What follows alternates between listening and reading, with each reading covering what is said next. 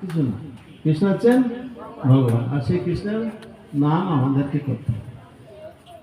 দেখুন ভগবান ঋষভদেব তাঁর পুত্রদের উদ্দেশ্যে কি শিক্ষা দিলেন এই অধ্যায়ে।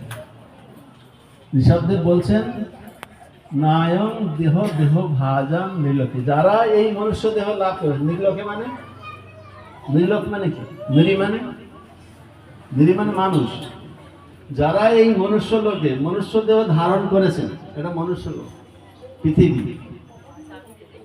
এই ভূলোকে যারা মনুষ্য দেহ ধারণ করেছেন, আপনারা একটু সবাই মনুষ্য দেহে আছেন? সবাই হাত তুলুন তো, কারা কারা মনুষ্য দেহে আছেন? হাত তুলছেন। আর যারা মনুষ্য দেহে নেই তারা দেবতার দেহে আছেন নাকি?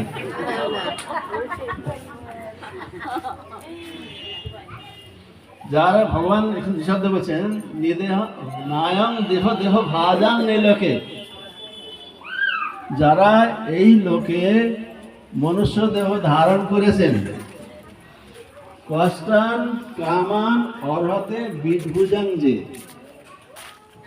বিটভুজি মানে কি, যারা বিষটা খায়, কারা? কুকুর শুয়োর, এরা বিষটা বুঝে। এদের মতো দিন রাত কঠোর পরিশ্রম করা উচিত না, শুধু ছুটছে দিন রাত, চার পায়ে ছুটছে। কোথায়? শুয়োর দিন রাত ছুটছে কোথায়?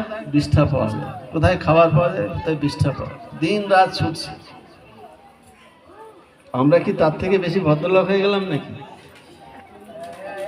আমরা তো, ওরা চার পায়ে ছুটছে, আমরা চার চাকায় ছুটছি, তাই না? দিনে খাওয়া, ঘুমানো, আত্মরক্ষা, বংশবৃদ্ধি নিয়ে, এইটা মনুষ্যদের উদ্দেশ্য? ঋষভদেব বলছেন না, এটা মনুষ্যদের